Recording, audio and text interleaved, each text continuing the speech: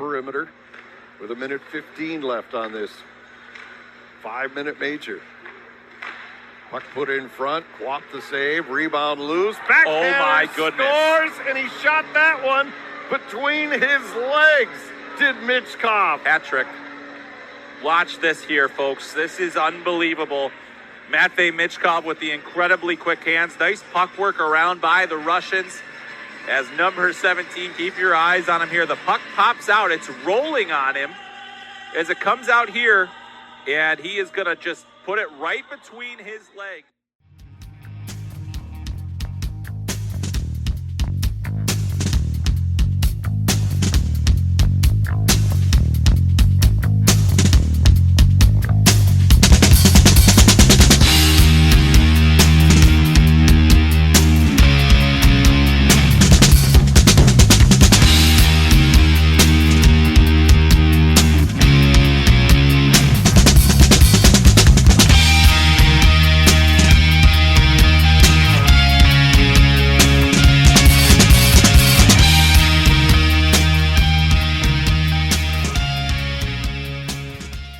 Hey everybody, it's Isaiah. Just reminding you that FlyersNittyGritty.com and the O&B Puckcast are brought to you by Summit Public Adjusters. Hey, do you have damage to your home? Not sure who to call? We suggest that you call Summit Public Adjusters before your insurance company. Dealing with your insurance company can be very stressful. Let Summit take the stress out of the claims process. From storm damage to your roof, to toilet overflows, to broken pipes and fires, Summit gets you the most money for your repairs. So next time Mother Nature leaves you in need of repairs, call Summit Public Adjusters at 215-752-0560 or visit summitpublicadjusters.com. Licensed in PA and New Jersey. And we are back. Yes, it is your host, Isaiah. Welcome to the O&B Puckcast, episode number 225. What we're going to talk about, gents? I don't know. Matvei Michkov is coming to Philadelphia. By every report, we haven't heard it officially from the Philadelphia Flyers, but we've heard it from enough people that have the credibility we would respect by all indications from all the sources. It's going to happen. When he's going to get here, we'll get into that. We're brought to you by FlyersNittyGritty.com and Jim South Street. Let's bring on the panel now and talk about this exciting news. Chef to the left, B, how are you, man? What's good word? The good word is, I guess you always hear about Christmas in July. This is Christmas in June, baby. We got our gift early. We prayed and prayed and prayed. Swear to God, there was some voodoo out there that made this happen, and we love it, man. This is going to be awesome. I can't wait. Yeah, June 23rd strikes again, the great Dan Silver. Yep. What say you? I mean, I was playing roller hockey, and my team, 100-degree weather, and my team won. And I got in the car, and I had a message from Andy Goldenberg, who's on Twitter, and he's a good follower. And the message was, "You hear the news?" ? And I'm like, oh man. I hope this is Michkov. And then, of course, I went right to Twitter and saw Anthony DeMarco's tweet, and off we go, man. I can't wait now for that opening night. I wouldn't miss that thing for the world. I mean, it's just so exciting. It just gives us something to really, really look forward to this coming season. Mm-hmm. Yeah, absolutely. I think there's some implications, but before we get into that, let's give credit where credit is due. This was first suggested that there's a lot of noise about Michkov leaving SKA and the KHL in general from the Hockey News Hub account. And then the reporter who actually crossed the Rubicon and said, yes, this is happening, was Anthony DeMarco, our buddy from thefourthperiod.com. And then it just, was a snowball from there. So, Dan, I'm going to go to you first. Now, we got a couple of different timelines. Anthony Sanfilippo checked in and said, well, they have to sign him a contract. Then they have to get him a visa, and he's probably not going to make it till the end of July. But then we hear from Pierre LeBrun about 3 hours later that this process will be a lot smoother than originally thought. Yeah, I mean, the sooner the better, right? We'll see what happens. I don't think when you're dealing with trying to bring guys over from Russia, it's probably ever smooth. I mean, things will probably always, there'll be some issues along the way, but he's coming. He'll be here. And when does development camp start? July 6th, 2nd to the 6th.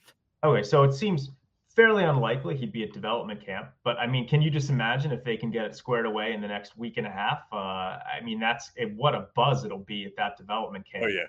And I mean, it's even when all these guys are coming over, it seems like it's a different period of time that it takes. But with Michkov, obviously, you got to think that Comcast did something here, right?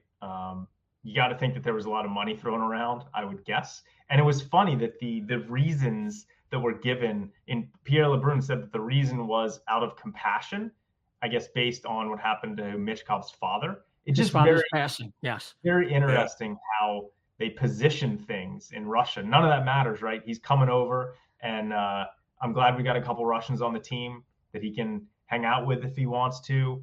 And it's all good.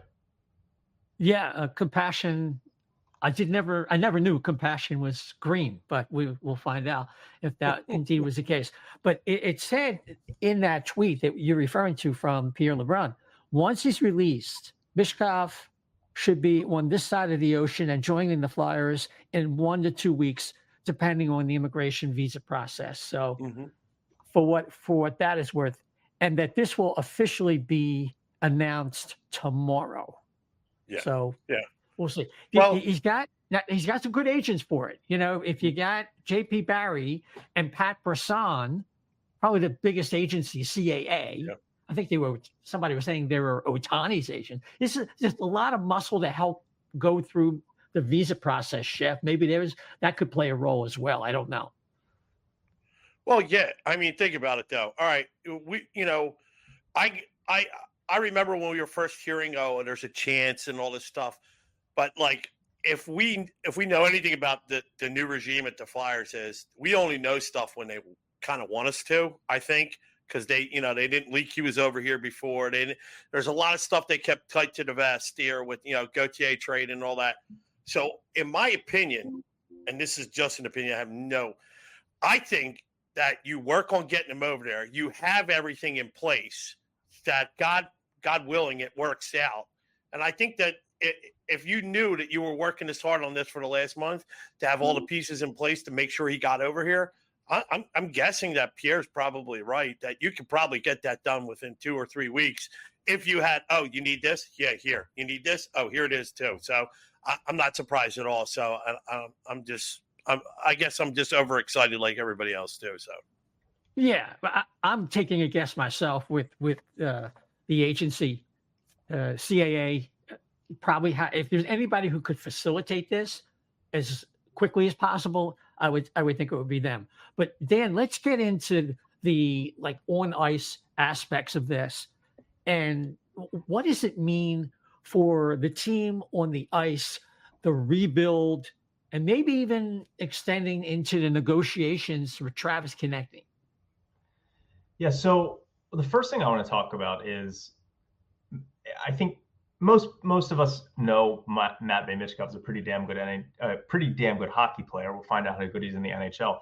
But one thing I just want to go back to really quickly is that the last time that he was in international competition was the U18s, I believe, in 2021, where he actually outscored Connor Bedard. And so at one point, a lot of people had him, 1A to Connor Bedard's 1. Russia got banned from international competition. He kind of got lost along the way. A lot of scouts didn't see him as much. And then people started worrying that he might not come over because of the length of contract. Theoretically, he could be every bit as good as Connor Bedard. And I've said that on Twitter multiple times, that they're different players, but he's an extremely good hockey player. And I think that Nikita Kucherov is the best comp out there. And he's the guy who led the NHL in scoring this year, right? So, but one thing the Flyers fans have to keep in mind is our assumption was he was going to play a couple years in the KHL and then come over. Now he's coming over basically after this one season. He's not going to be a polished product, right? So Flyers fans are going to have to be a little bit patient with him.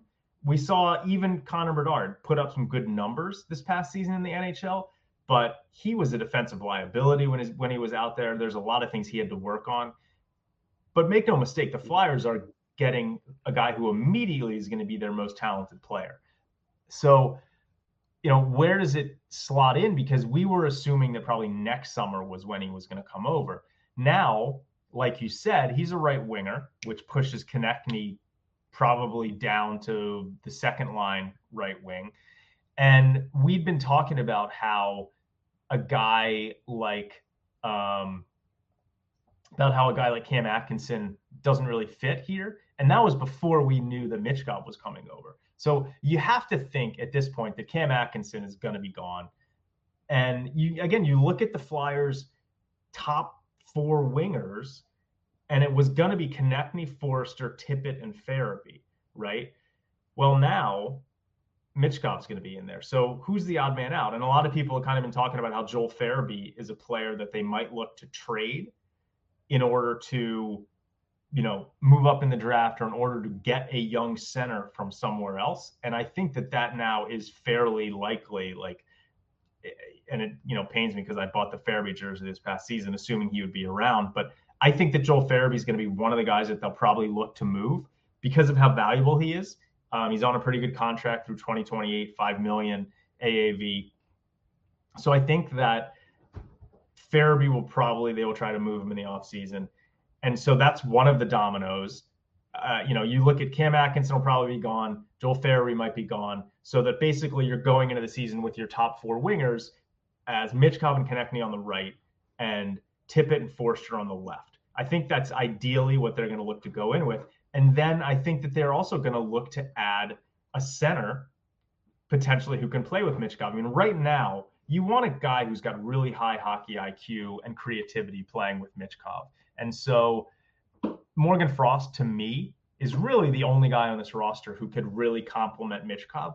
Couturier, obviously, when he's at the top of his game, is a good option, but he's coming off the surgery. Who knows where he's going to be? So I think they'll end up trying to trade for a center that could play with Michkov, be it like a Marco Rossi, maybe a Zegras, although those two out there at the same time might give Tortorella frickin' heart attacks.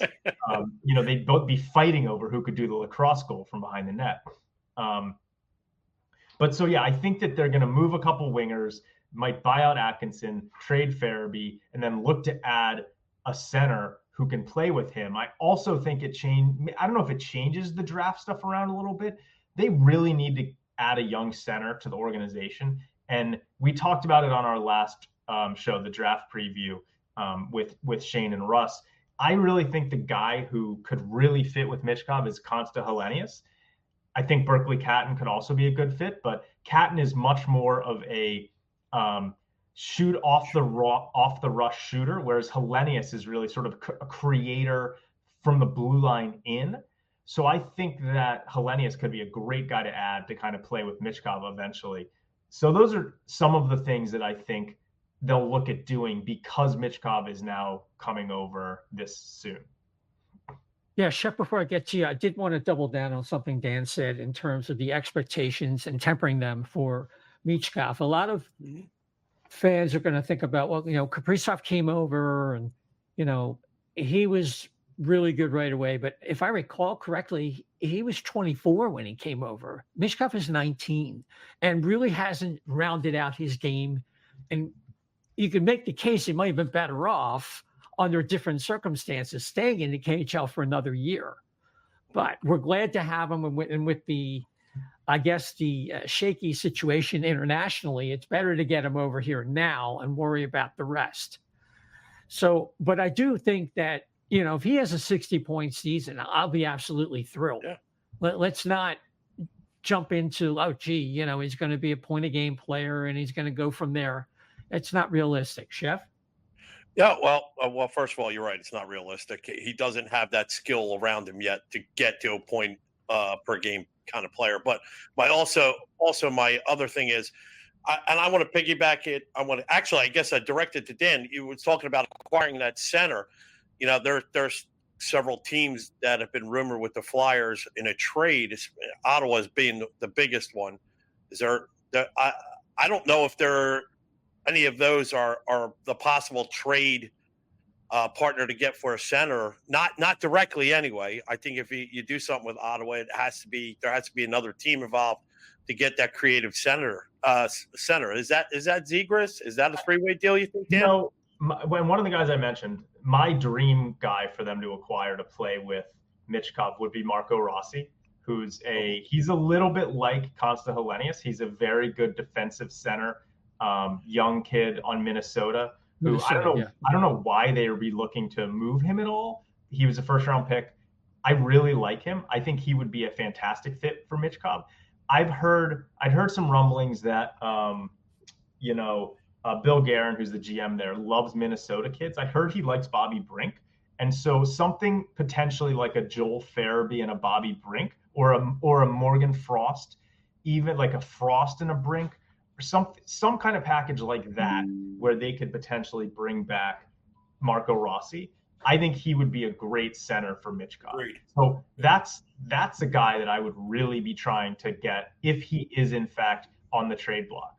But I think the kind of center you want is a guy who's kind of really good from the blue line in, creating plays, high hockey IQ, not a guy like, for example, we talk about some of the young centers on Buffalo. They've got a couple really good north-south centers with good speed. I'm drawing a blank kind of on the names of those guys. Kulik, Osland, Matthew Savoy. No, some of the guys that are a little bit older. Krebs and Cousins. Krebs is the good one. Yeah. Peyton Krebs, and then the other kid who they've got. What's his name? Dylan Cousins. Yeah, Cousins and Peyton Krebs are kind of like north-south, really good skaters. Those are not necessarily the kinds of centers that I would be trying to pair with Michkov, and it's one of the reasons why I like Helenius a little bit more than Berkeley Catton in this year's draft class, just in terms of playing with Michkov. Those are the kind of guys I would be looking for, kind of some defensively responsible guys, and I think Marco Rossi kind of really fits the bill. So I'm not, Zegras and Michkov out there at the same time, that's kind of scary. Like, I don't know if I would want to go down that path. Neither of those guys plays a whole lot of defense. I think Torts I think he would blow a gasket.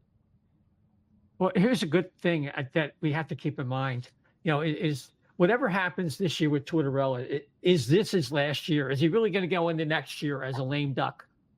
So that's part of the calculation in terms of what Tortorella is going to be doing. He'll still have influence. It seems like he's going to be moving into the front office unless they have a real, a real separation in their thought processes and there's a divide there. But there is a concern that, he's going to run into Torts discipline. Every player in his age range, all the rookies eventually do that. Unless you're Noah Cates, the first year that he played for Torts, it was, he was a diamond for that team. But yeah, it's going to be interesting whether he tries to put a Cates on a line with this center that maybe we do acquire and Michkov, and you get a guy like Cates who's going to do all the right things with those guys to keep them responsible, and so Torts doesn't lose his mind. Even though he might be a drag offensively, you might want to do something like that because he is a very good instinctive player. Yeah, it wouldn't surprise me because that does sound like a Torts thing to do.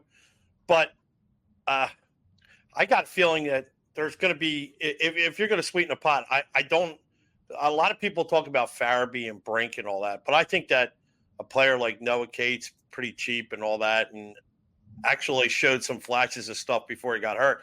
I think he might be on somebody else's radar too, and he might be a throw-in piece for a trade that you might need to get done. So I'm not totally sold on that. Noah Cates is going to be here either.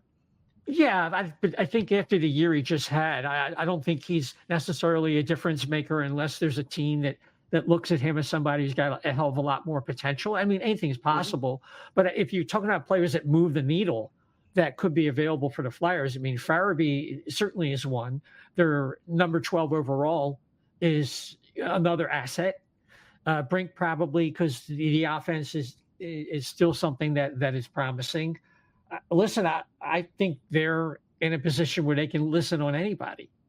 I think that I think Scott Lawton is much more likely to be moved than Noah Cates. Noah Cates is a guy that I think the team really still likes, and I think Cates is a guy that probably the team likes more than his reputation out there, especially after him coming off on a down year. So I think they probably view it as that they wouldn't get proper value back for Cates based on how they value him. Whereas Scott Lawton is a guy who's got immense respect around the league. He's a guy that I think they might move. And I've heard a lot of rumors about Lawton involved in trades to move up either to Ottawa's spot or Buffalo's spot. It sounds to me like the Flyers are going to be extremely active at the draft. I wouldn't be surprised if they end up with 2 picks in the top 12 and end up with like a Dickinson and Hellenius, or a Dickinson and a Catton, or I've even heard that they might even want to look to move up to like number 4 to take Demidov, right, and get the 2 Russian guys on the roster. So I think it's going to be a wild lead up to the draft and see what happens. I think and a lot of it's going to happen that night because it'll depend on, if Dickinson goes 6th, okay, well then they don't want to trade up to 7th anymore, right? Because that's probably the guy that they would want to try to trade up and get there. So a lot of it's going to happen that night. I think there's one other wild card here, and I'm thinking of Keith Jones. And it would be if Silyev drops, and it's all over the board with him. But if they see something in him, particularly with Bradshaw and how much faith they have in him, and they think they could get somebody who's like a 3/4 of a Chara, for example, with much more mobility, maybe not the toughness, but that could be a guy they really like that you're not hearing a lot about. Maybe. Yeah, I've seen so many mock drafts now having Silyev going 3rd to the Ducks, and it makes so much sense because they've got the really good offensive defensemen and young kids, and Olin Zellweger and Pavel Michkov. That I think that they could really use kind of like a big guy to go with those ones. And so like a Silyev Zellweger pair would be amazing, or a Silyev Michkov. So, I mean, again, I think it's, there's a lot of variability, but I've just seen an inordinate amount of mock drafts that have Silyev going 3rd to the Ducks. Okay. So let me just pull this back a little bit. Do we all agree that there's a little bit more urgency? Like the Flyers are definitely looking to get a young center because they're kind of betwixt and between with Frost and Couturier in the top 6. And now with Michkov here, they're going to lean into that a little bit more. And maybe if they were straddling the fence and might not have done something, they might be a little bit more all in. Dan, do you agree with that? Say it one more time. Do you think that they're going to, if they were straddling the fence on getting a center in terms of the necessity of doing it this year, do you think that maybe with Michkov coming, it's a little bit higher priority and they'd be more willing to take a chance than maybe they would have? High priority regardless, but now I think it becomes an even higher priority to get somebody that can play with him, especially since Couturier, I don't know if he's going to be ready for camp. I mean, they really have some problems down the middle, and they probably moved heaven and earth to get Michkov over here. So you really want to have somebody that he can play with, right? Mm-hmm. Yeah, I agree, Chef. Yeah, well, I think I don't know if I said it, but I know it was said that it needed to be cleared. This whole deal with Michkov needed to be cleared before not the end of the June, but by draft, because you need to. This was what your whole process is predicated on, because it decides what you're going to do before then. So they got their answer. I think they're going to be pretty aggressive in trying to get that young center, that young skilled center. I think they're going to do whatever they can, so don't be surprised if you see, a lot of hockey trades and a lot of picks flying here and there. I mean, they definitely have some draft capital that we haven't really talked about either. So in this year and next year. So I definitely agree with you. Yes, it's predominant now. You need to get that done. You need to find somebody. Yeah, and just from the macro view, I don't know if this necessarily speeds up the rebuild particularly. I think necessitates them putting pieces in place so everything starts making sense. And it might not show up this year on the ice in the standings. But we know if young players are going to improve, then you want to have the players to fill in those spots and replace some of the guys like Lawton, or maybe if Farabee, even though he's a younger guy, if they don't think there's a future here, then so be it. They're going to make a move. How do you think they're going to deal with Michkov off the ice? Do you think they're going to trade for a Russian player? Do you think they're going to go for my Anisimov idea, maybe add him to the staff because he's not apparently not playing anymore? What do you think they're going to do in that regard? Because I do think for a 19-year-old coming over, and you saw what happened with the goaltender, Kolosov, where he kind of freaked out a little bit. I think Michkov might be a little bit more savvy and a little bit more used to the attention, and maybe he'll blend a lot faster. But we saw this, and I'd be concerned as a fan, like how the Flyers are going to deal with that particular aspect of bringing this player into town. Well, so Michkov certainly seems like a kind of kid who's Americanized, right? On his Instagram, he kept posting photos of him wearing American basketball jerseys, and he had photos, in all the, before the draft, he was posting stuff of him in New York City. He seems like a kid who's sort of bought into the American way as it is. If I'm the Flyers, a few things I'm doing, I would, I don't know, is his family going to come over? That's something I would look at, right? Maybe they want to help get his entire family over here. I don't know if that's going to happen or not, but that would certainly be helpful. And then, you've got Ivan Fedotov on the team, and Fedotov speaks pretty good English. So, Fedotov could be a good guy for Michkov to kind of hang out with. He's an older guy. Fedotov's been through a lot, right? He was sent to Siberia for military training. I mean, he could be a good guy for him to hang out with. He wants a young guy to hang out with. Egor Zamula seems like a pretty cool kid, right? So they've got Fedotov and Zamula. I know at the end of last year, they brought in Denis Gurianov. I haven't heard anything if he's still an option for them to maybe. I don't think he's gone. Okay, so Gurianov's gone. But so they've got Fedotov. They've got Zamula. I don't know. I don't know if they're going to need more than that. Maybe if they can get some of his family over here, I think that they will probably do whatever they need to do to try and make him feel comfortable. Yeah. Mm-hmm. And also too, you could take a page out of like what, the baseball teams do. When they bring up Latin American players or from South America and all that, there's somebody on hand that can translate right there and during the game. The Phillies got at least one or two of them that translate from Spanish and all. If this is your guy, as big as he is going to be, absolutely, you hire somebody on staff to translate, to make his life a little bit easier. If he's good, you think he's going to be, one of the best players for the next 20 years. That's what you do. So, take a page out of MLB or other teams that have done it in the past. So, and do that. Yeah, but the hockey's the kind of game. It's like it's on the fly. I mean, I could see in practice and other situations, but actually when he's on the bench and they're playing a game. Yeah, I understand that. And that's not what I think. If you were talking about this whole world of him coming over here, I really think the game, the play on the ice is going to be the easiest transition for him. You know what I mean? So I'm talking about everything else because I think, it's like Dan says, you got two Russian players that are on the team that can talk to him back and forth.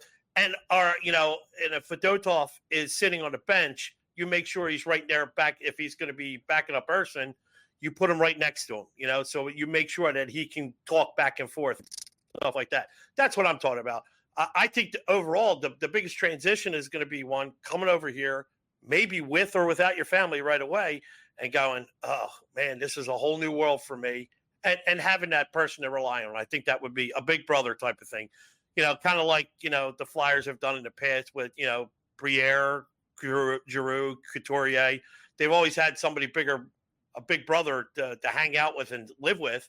I think in this case, he's going to need somebody. It might not be a hockey player, but he needs somebody to pal around with to show him the ropes, I think. That makes sense to me. I mean, Farabee and Lawton kind of did that with some of the kids this past year. It might be, somebody who's Russian in that vein. So we'll have to see.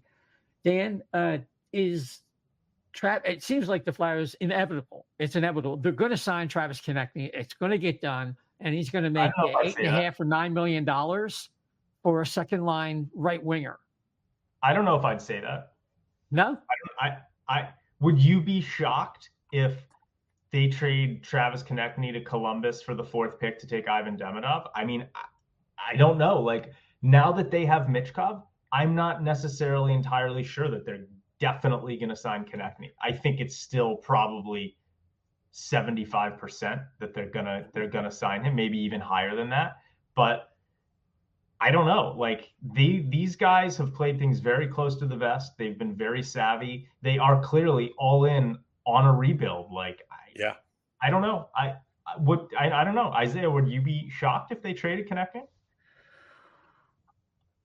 Maybe shocked isn't quite the word, but in terms of gradations along the continuum of totally unsurprised and thoroughly shocked, I'd be closer to thoroughly shocked. It seems like they're totally committed to, like, they have a guy they think is an example of a flyer, and they really like him. And unless they had their socks knocked off by an offer, I don't think they're going to move him. I think they're going to sign him. But yeah, Chef, you want to say something?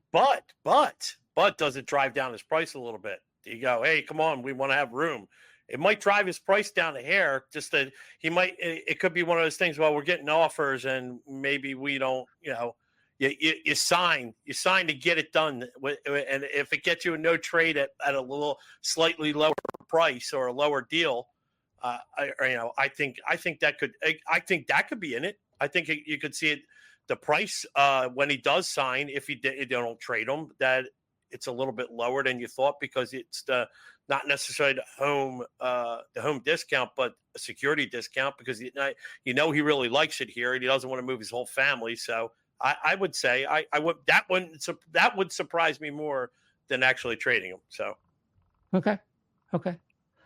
So anything else about Matvei Michkov coming to Philadelphia? We're just waiting for the Flyers to make it official. Yeah. I hope their first game against Anaheim, he absolutely lays out Cutter Gauthier. That would be awesome. Is he really that? I mean, I've watched him play. I mean, he can be a little physical, but I think it would be more likely the other way around. I think Cutter Gauthier's. I think Matvei Michkov's a more physical player than Cutter Gauthier. I would agree with that. Cutter Gauthier hit too many people, and I think Michkov's got a little bit more of an edge. How about, by the way, not for nothing, Rutger McGroarty, who is a first-round pick, Michigan University, picked by the Jets. He's like best friends with Cutter Gauthier, and now there's rumors that he's refusing to play for the Jets. Like, how privileged are these American kids? Like, we are the nation of spoiled children. Like, just play for the team that drafted you. Unbelievable. I mean, they used to be like an exception, like Wheeler. Blake Wheeler didn't play. I think he was drafted by Phoenix or something like that. And RJ Umberger, I think he was drafted by Vancouver originally. I forget who it was. But for the most part, you get that. Someone said, I think it was our buddy Dan Knightley, said, who do you trust more in? You trust a Russian to play for his drafted team, even if it takes a couple years, more than you do an American? These days, no. I think the Russian player is more likely to come over. You have to go through Siberia. It's a tough route, but hey, we'll get here. Yeah, Rutger McGroarty, I have no interest in the guy. I mean, he's a good player, but where's he going to play? That's so wonderful. And then if he has any kind of success, guys like that is going to drive a hard bargain and probably, squawk his way out of town. Who knows? Yeah. So, Anything before we go about the Stanley Cup Finals? Any thoughts? Boy, I really want Florida to get a cup. I understand it. And you know what? Somebody tweeted at me because years ago when I was on the radio on that other show, Yes. I got in a heated discussion because I said I made a prediction. I just realized it. They said it came true. I said to Cashy the King back then. I know he listens to this still. So I said to him, "Hey, remember that Michael was going to win a cup before McDavid," and I was right. And somebody reminded me of that, so I got to rub him. I haven't seen him yet, but I'll get to rub it in when I see him pretty soon. So yeah. So I really want the Cats. My nephew is from Florida. He loves them. He's a big Panthers fan. So and you know what? All the time, you know what it is? A lot. Lightning got all the love for the last 10 years. It's time. Yeah, let's see the Panthers get some love down too. So, yeah, that's what I'm saying. I'm hoping the Panthers can just settle the ship down and go out there and dominate a game like they did in the first three. I don't know about the first one. Yeah, go ahead, Dan. I just want it to be a good game. I mean, this has been such a weird series. Florida dominated the first 3 games. Now Edmonton's dominated the next 3 games. I just hope that it can be a good competitive game because Edmonton, I mean, by and large, has really just, really outplayed Florida in the last 3 games. It is really an example of one player taking a team on his back and being like, you know what, guys, I'm the best player in the world, and I'm going to will us to a Stanley Cup. Like, it's been pretty amazing to see what Connor McDavid's done here over the last week. By the way, one thing about Michkov we didn't discuss was, yes, I can almost guarantee you that the Flyers will not have the worst power play in the league for a 4th straight because he is such a dynamic. He is, he can be Nikita Kucherov on the power play. So I'm just very excited to see him on that power play. And if Drysdale can be healthy, I think those 2 guys on the power play could be pretty freaking dynamic. And if you can get Frost kind of playing that rover type of role that he was doing, I think you could get a little bit creative there and maybe set up Forster, tip it for some one-timers. I just think that the power play now is going to be not going to be the worst in the league. It's definitely going to be a bit better here. Maybe even 20%. Whoa, no. Jeff, let's not get crazy. No, let's not get crazy. No, I think we're going to finish 31st or better. Yeah. There you go. Perfect. 31st or better. So, as far as the Stanley Cup Final, I'm with Larry Brooks. This whole thing that everything's compacted with the Stanley Cup Final, the same week of the draft, and then 2 days later you got free agency. It's a joke. It's an absolute freaking joke that they took that much time between the semifinals and the finals, at the very least. I understand the travel is a nightmare. It's the worst combination of teams we could have had from that perspective. But the idea that we're playing for a Stanley Cup on June 24th, thank God it has to come to an end. Because frankly, I mean, I'd want Florida to win, but it's hard to beat a team 4 games in a row. But I just want to be over at this point. I'm ready for the Flyers off season, in all honesty. So I think we're going to go wrap it there. Dan, do you want to tell us about? Now, we can't predict that if the Flyers make some big trade that we won't come back and have another so-called emergency pod. But failing that, we're going to have a post-draft rundown of the Flyers coming up next week. I think we're going to release it Tuesday night. Maybe you want to tell us about who's going to be joining us. Yeah, so really exciting. We've got one of my favorite, if not my favorite, draft pundit out there, and don't tell the other guys that we have on our shows, but I'm just such a huge fan of Scott Wheeler's work for The Athletic.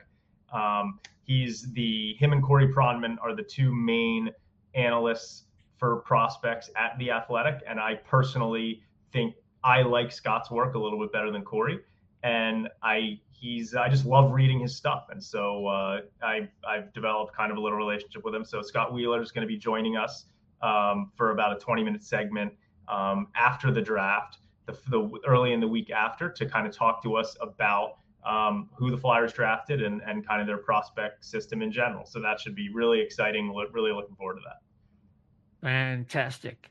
So any final words, Chef? I'm going to give you the first chance at that before we call it a night. No, I'm just going to say that, this is awesome. Thank God it's happening. Hopefully it's happening. 99% chance it's happening. Let's get it done. And, let's start the offseason. Like you said, let's go Flyers. And you can argue with me at Twitter on Chef the Left B X, on Chef the Left B on X. That's fine, Dan. Yeah, let's all say a little prayer for the sanity of Montreal Canadiens fans, because they were all already sort of going insane that the Canadiens took David Reinbacher over Michkov. And the only thing that was making them feel better about it was the fact that Michkov might not come over. So I saw a lot of maniacal, neurotic Canadiens fans today on Twitter. So let's say a little prayer for them. Yeah, I'm going to mention this one thing. Somebody put a reply out there to Grant McCagg, who's been kind of iffy on Michkov, and I'll leave it at that. And he said, do you think the Canadiens might have to trade David Reinbacher just so they don't put too much pressure on him now that Michkov is coming over? Like, come on. Oh, my God. Talk about trolling. I love it. And it sounded like the person was serious, but anyway, yes. And of course, you can follow the O&B Puckcast, O&B Puck at O&B Puck on X. You can find us on Getter at O&B Puckcast, at O&B Puckcast. We have a Facebook page. Of course, we have a YouTube channel. Just plug in there, O&B Puckcast. And of course, you can listen to us on a multitude of platforms, including Apple, Spotify, iHeart, TuneIn, Amazon, Audible, Deezer. Like I said, we have the YouTube page, and we did straighten out a little issue we have there. If you could give us a rating, on the last show, we had a 5-star rating, and we really do appreciate them rolling along. And we hope we earn those, because it moves us up the charts when people are looking for Philadelphia Flyer podcasts. And before we go, just a reminder that we're also brought to you by Jim South Street, 400 South Street in Philadelphia, 40 years of the best cheesesteaks, hoagies, and fries in the grandest Philadelphia tradition. You can get it if you live down there with Uber Eats or DoorDash, whatever it takes.